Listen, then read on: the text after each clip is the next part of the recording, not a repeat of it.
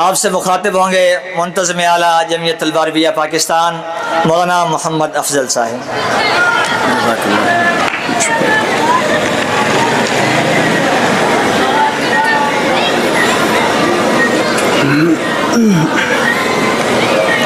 الحمد للہ رب العالمین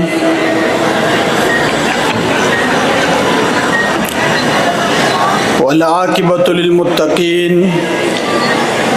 والصلاة والسلام علی رسولنا الکریم اما بعد فاعوذ باللہ من الشیطان الرجیم بسم اللہ الرحمن الرحیم کنتم خیر امت اخرجت للناس تأمرون بالمعروف وتنہون عن المنکر وتؤمنون باللہ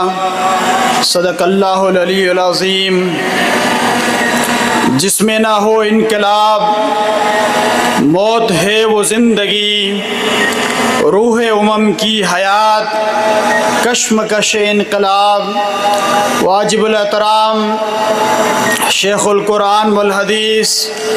حضرت مولانا عبدالرزاق صاحب، محترم و مکرم جناب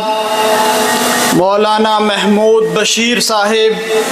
سابق منتظم اعلیٰ جمعیت طلبہ عربیہ پاکستان، محترم مولانا احسان اللہ صاحب، ناظم رابطۃ الاخوان پاکستان، محترم جناب اسامہ عزیز صاحب، منتظم جمعیت طلبہ عربیہ پنجاب جنوبی سے تعلق رکھنے والے اسلامی انقلاب کے سپاہیوں، سید ابوالعلا مودودی رحمۃ اللہ علیہ کے فکری جانشینوں اور بیٹوں، میرے بھائیوں، دوستوں اور عزیزوں، السلام علیکم ورحمۃ اللہ وبرکاتہ۔ جمعیت طلبہ عربیہ پنجاب جنوبی اور رابطۃ الاخوان کے نظم کو 50 سال مکمل ہونے کی خوشی میں عظیم الشان تجدید عہد کنونشن کے انعقاد پر مبارکباد پیش کرتا ہوں، اور میں آپ سب کو بھی اس قافلہ حق کے 50 سال مکمل ہونے پر تحدیث نعمت کے طور پر مبارکباد بھی پیش کرتا ہوں۔ اللہ رب العالمین کا شکر بھی ادا کرتا ہوں۔ اور میرے عزیز نوجوانوں، سابقین جمعیت طلبہ عربیہ، الحمدللہ جمعیت طلبہ عربیہ کی بنیاد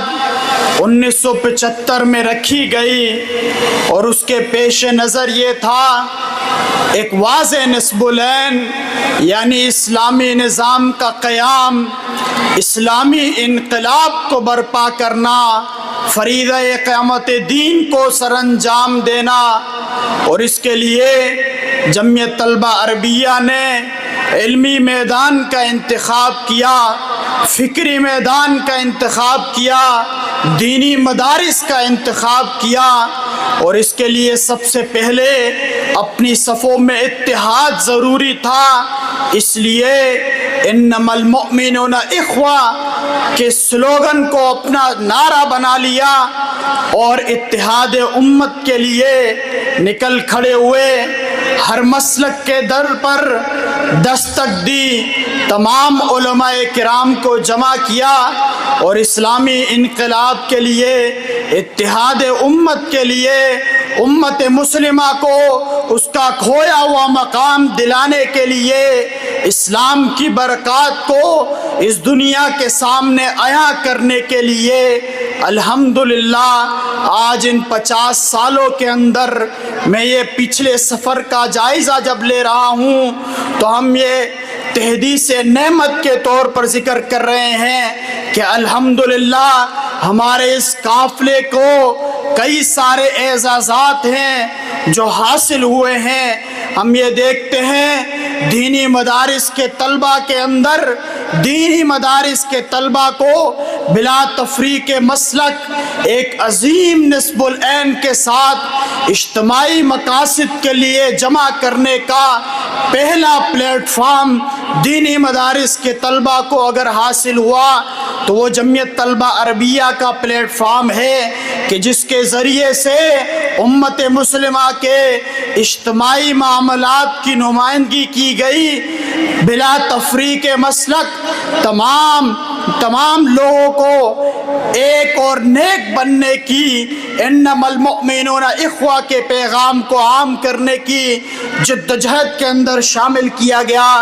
اسی طرح میرے بھائیوں دینی مدارس کا جو خشک ماحول ہے، تنگ ماحول ہے، سخت ماحول ہے، اس کے اندر واضح نصب العین کے ساتھ، دستور کے ساتھ، ایک واضح طریقہ کار کے ساتھ 50 سال کا سفر مکمل کرنا یہ بذات خود ایک تاریخی واقعہ ہے جس کی نسبت سے آج ہم یہاں جمع ہیں۔ اور میرے بھائیوں اور دوستوں اسی طرح یہ اعزاز بھی ہمارے جمعیت طلبہ عربیہ کے حق میں آیا کہ اللہ رب العالمین سے نوجوان طلبہ نے کام لیا اور اتحاد امت کا وہ وسیع تصور جو امت مسلمہ بھول چکی تھی، آپس میں فرقہ واریت تھی، نفرتیں تھی، لیکن الحمدللہ جمعیت طلبہ عربیہ نے اس کے مقابلے میں محبت کا پیغام دیا، اخوت کا پیغام دیا، انما المؤمنون اخوہ کا اعلان کیا، اور نہ صرف اعلانات کیے بلکہ دعوت کے ساتھ ساتھ عملی پیکر بن کر کے دکھایا۔ یہی وجہ ہے کہ آج ہماری صفوں کے اندر تمام مسالک سے تعلق رکھنے والے علماء کرام موجود ہیں۔ یہ اتحاد امت کی دعوت کا سلوگن تھا کہ آج پاکستان کے اندر سابقین اور موجودین یقیناً چند ہزاروں کی تعداد میں ہو سکتے ہیں، لیکن پوری امت مسلمہ، علماء کرام، طلبہ کرام اتحاد امت کی بات کر رہے ہیں، مسلمانوں کے متحد ہونے کی شدت سے ضرورت کو محسوس کر رہے ہیں، اور اس کے اندر بلا شبہ جمعیت طلبہ عربیہ کا بنیادی کردار رہا ہے۔ اسی طرح میرے بھائیوں اور دوستوں علم دین کے تحقیق کے میدان کے اندر بھی جمعیت طلبہ عربیہ نے اپنے ان 50 سالوں کے اندر رابطۃ الاخوان کے عنوان سے ایک بورڈ کو حاصل کرنا، 1000 سے زائد کے مدارس کا قیام اور علم کی شمعوں کو جلانا، اور اس کے ذریعے سے اسلام کے جامع تصور کو مسلمانوں کے اندر، امت مسلمہ کے اندر بیدار کرنا، یقیناً یہ جمعیت طلبہ عربیہ کا اعزاز بھی ہے اور یہ جمعیت طلبہ عربیہ کا کردار بھی ہے۔ میرے بھائیوں اور دوستوں دینی مدارس کے اندر دینی مدارس کے طلبہ کے حوالے سے یہ بات مشہور تھی کہ وہ کنویں کے مینڈک ہوتے ہیں، انہیں حالات حاضرہ کا ادراک نہیں ہوتا، وہ مسلمانوں کے اجتماعی معاملات کے اندر اپنا موقف پیش کرنے کی جرت نہیں رکھتے، لیکن الحمدللہ جمعیت طلبہ عربیہ کے پلیٹ فارم سے ملکی اور بین الاقوامی ایشوز پر جمعیت طلبہ عربیہ نے نہ صرف دینی مدارس کے طلبہ کو اس سے آگاہی دی بلکہ ملت اسلامیہ کے اجتماعی مقاصد کے لیے ان دینی مدارس کے طلبہ کو استعمال کیا۔ افغانستان کا مسئلہ ہو، کشمیر کا مسئلہ ہو، فلسطین کا مسئلہ ہو، بوسنیا کا مسئلہ ہو، جہاں جہاں مسلمان پریشان تھے جمعیت طلبہ عربیہ نے اپنی آواز کو بلند کیا، مسلمانوں کو متحد کیا، مسلمانوں کو متوجہ کیا اور مسلمانوں کو ان مسائل کے تدارک کے حوالے سے فکر مند کیا۔ میرے بھائیوں، میرے عزیز دوستوں، آج اس مجلس کے نسبت سے میں آپ سابقین کو اور ان نوجوانوں کو جنہوں نے اپنی جوانیاں اپنی زندگی کا قیمتی وقت اس دعوت کے لیے، اس فکر کے لیے، اسلامی انقلاب کے لیے وقف کیا، اپنی جانوں کے نذرانے پیش کیے، اپنا وقت قربان کیا، اپنی صلاحیتوں کو لگایا، آپ سب کو خراج تحسین پیش کرتا ہوں اور میں دعا گو ہوں کہ اللہ رب العالمین آپ کے لیے دنیا اور آخرت کی منزلوں کو آسان فرما دے۔ لیکن میرے بھائیوں اور دوستو،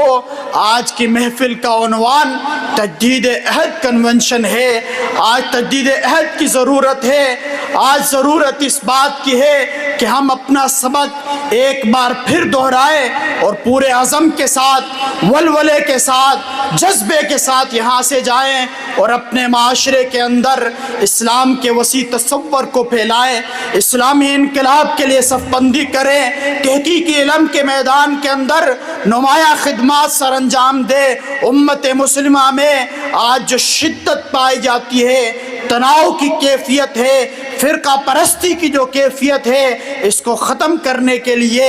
اپنا کردار ادا کریں۔ میرے بھائیوں اور دوستو، الحمدللہ آج ہم یہ دیکھ رہے ہیں کہ آج اس بہار، آج کی جو مجلس ہے ایک باغ بہار ہے، سابقین اور موجودین کا قافلہ ہے۔ تو میں اس مجلس کی نسبت سے یہ بھی چاہوں گا کہ ہم اپنے اس سبق کو ایک بار پھر دہرائیں، اور وہ سبق کیا ہے کہ اللہ کے رسول صلی اللہ علیہ وسلم نے فرمایا ہے العلماء ورثۃ الانبیاء، کہ علماء کرام انبیاء کے وارث ہوتے ہیں۔ انبیاء کی میراث کیا ہے؟ انبیاء کی میراث نبی مہربان حضرت محمد مصطفیٰ صلی اللہ علیہ وسلم کی میراث کیا ہے؟ وہ اسلامی انقلاب ہے، وہ اسلامی نظام ہے، وہ علم کی میراث ہے جو معاشرے کے اندر عام کرنی ہے۔ آج معاشرے کے اندر اسلام کے حوالے سے شکوک اور شبہات پائے جاتے ہیں، مغربی تہذیب کی ایک یلغار ہے، اس کا مقابلہ کرنا ہے، اس کے لیے اپنی صف بندی کرنی ہے، نوجوانوں کو اسلام کا صاف ویژن اور مشن واضح کرنا ہے۔